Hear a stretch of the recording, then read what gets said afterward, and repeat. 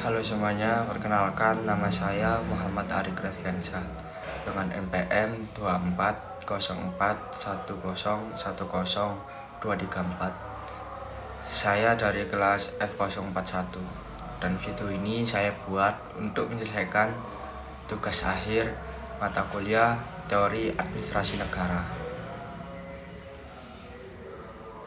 Oke, langsung saja untuk soal yang pertama, yaitu menganalisis penanganan COVID-19 di Indonesia dengan konsep networking governance. Kalau kita membahas penanganan COVID-19 di Indonesia, sebenarnya kita sedang membahas salah satu krisis publik terbesar dalam sejarah pemerintahan modern di Indonesia. Pandemi ini tidak hanya berdampak pada sektor kesehatan, namun juga berdampak pada sektor ekonomi, pendidikan, sosial, bahkan berdampak juga pada stabilitas politik. Karenanya, penanganan COVID-19 tidak bisa dianalisis dengan pendekatan birokrasi klasik. Namun, disinilah konsep networking governance menjadi sangat relevan. Networking governance sendiri pada dasarnya merupakan konsep tata kelola pemerintahan yang menekankan kerjasama dan jejaring antar aktor. Dengan pemerintah tidak lagi dipandang sebagai satu-satunya aktor yang memiliki kendali penuh, melainkan sebagai bagian dari jaringan yang saling bergantung dengan aktor lain, baik itu aktor negara maupun non-negara. Dalam kasus COVID-19 sendiri yang ada di Indonesia, aktor yang terlibat sangat beragam. Mulai dari pemerintah pusat yang melalui Kementerian Kesehatan, BNPB, Satgas COVID-19, dan Kementerian Koordinator berperan dalam penyusunan kebijakan dan koordinasi nasional.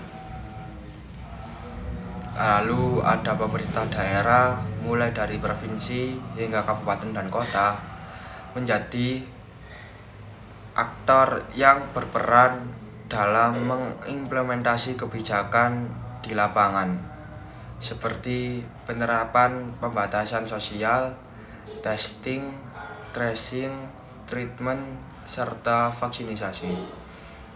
Selain aktor pemerintah, ada juga aktor non-pemerintah yang perannya tidak kalah penting, seperti halnya rumah sakit swasta yang membantu menambah kapasitas layanan kesehatan.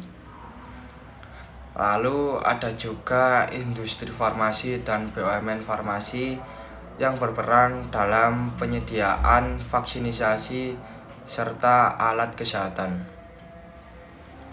Lalu ada media massa yang berfungsi sebagai penyampai informasi kepada publik. Dan ada juga tokoh agama serta tokoh masyarakat yang membantu membangun kepercayaan masyarakat.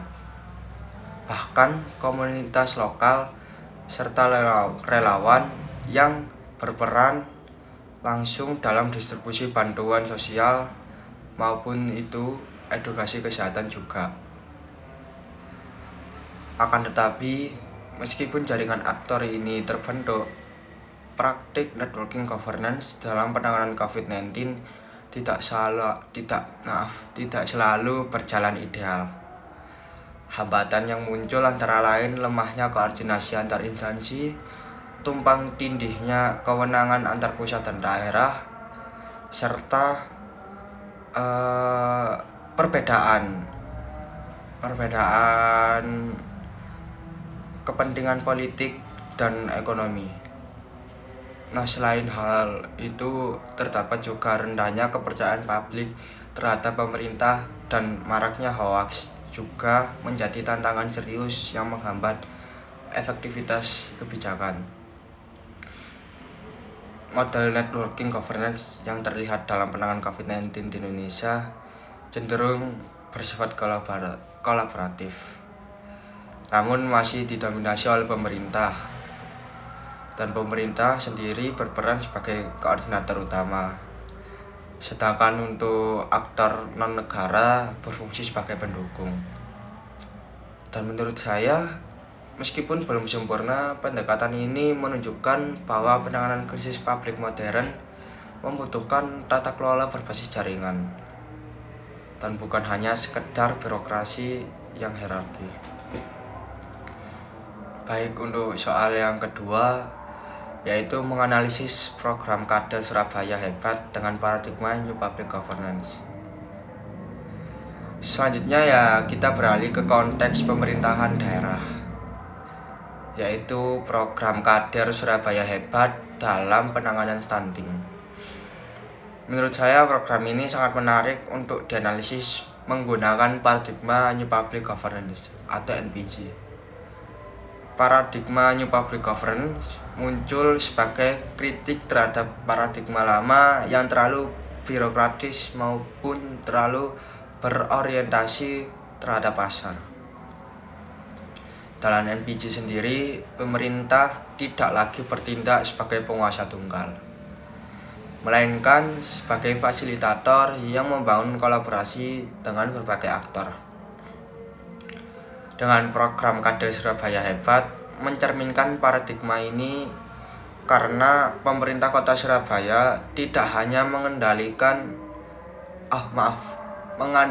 dinas kesehatan atau tenaga medis formal. Justru pemerintah lebih melibatkan kader masyarakat sebagai aktor utama di tingkat akar rumput. Kader-kader ini berasal dari masyarakat itu sendiri, sehingga mereka sangat memahami kondisi sosial, budaya, serta ekonomi warga yang mereka dampingi. Dan peran Kader Surabaya Hebat tidak hanya untuk administratif saja, namun juga perannya dalam sosial dan edukatif. Mereka melakukan pendataan keluarga berisiko stunting, lalu memberikan edukasi gizi, serta mendampingi ibu dan anak, dan menjadi penghubung antara masyarakat dan layanan kesehatan. Dalam perspektif NPG, ini menunjukkan adanya CO production, di mana layanan publik diproduksi bersama oleh pemerintah dan masyarakat. Namun, dalam implementasinya, program ini juga menghadapi sejumlah tantangan. Tidak semua kader memiliki kapasitas dan kompetensi yang sama. Beban kerja kader yang seringkali cukup tinggi. Lalu sementara insentif yang diterima terbatas.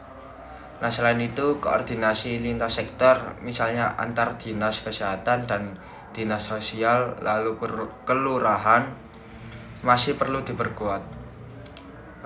Meski begitu, menurut saya program Kader Surabaya Hebat sudah mencerminkan praktek New Public Governance karena menempatkan masyarakat sebagai mitra aktif pemerintah.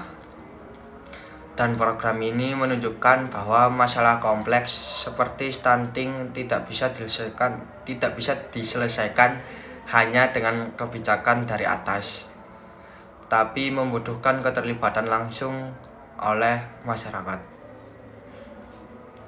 Baik, untuk soal nomor 3, yaitu mengapa paradigma New Public Governance dianggap lebih relevan dan menjadi solusi dibanding paradigma administrasi publik yang lain. Jika kita melihat public administration, paradigma ini sangat menekankan hierarki aturan dan prosedur, dengan pemerintah diposisikan sebagai aktor tunggal yang mengendalikan segalanya. Nah, pendekatan ini memang cocok pada masa awal negara modern. Namun, menurut saya kurang fleksibel dalam menghadapi masalah publik yang dinamis dan kompleks. Nah, New Public Management hadir dengan membawa logika efisiensi dan pasar. Dengan pemerintah dipandang seperti perusahaan yang harus efisien dan kompetitif. Namun, pendekatan ini seringkali mengabaikan aspek keadilan sosial. ya partisipasi masyarakat dan nilai-nilai publik contohnya. Dengan New Public Governance yang menawarkan pendekatan yang berbeda, dalam NPG, pemerintah dipandang sebagai bagian dari jaringan aktor yang saling bergantung. Tata kelola publik dilakukan melalui kolaborasi, kemitraan, dan partisipasi masyarakat. Pendekatan ini lebih sesuai dengan karakter masalah publik kontemporer yang bersifat kompleks dan lintas sektor.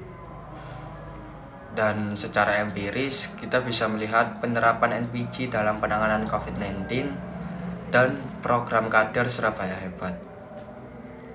Ketika pemerintah bekerja bersama masyarakat dan aktor lain, kebijakan menjadi lebih responsif dan lebih mudah diterima. Dengan masyarakat tidak hanya menjadi objek kebijakan, namun juga subjek yang terlibat aktif di dalamnya. Oke, menurut saya New Public Governance menjadi solusi karena mampu menggabungkan peran negara, pasar, dan masyarakat secara seimbang. Dengan paradigma ini tidak meniadakan peran pemerintah, namun malah lebih memperkuatnya melalui kolaborasi. Oleh karena itu, NPG menjadi pendekatan yang paling relevan untuk menjawab tantangan tata kelola publik di era modern. Baik, sekian saja dari saya. Bila ada kurangnya atau salahnya mohon dimaafkan dan terima kasih.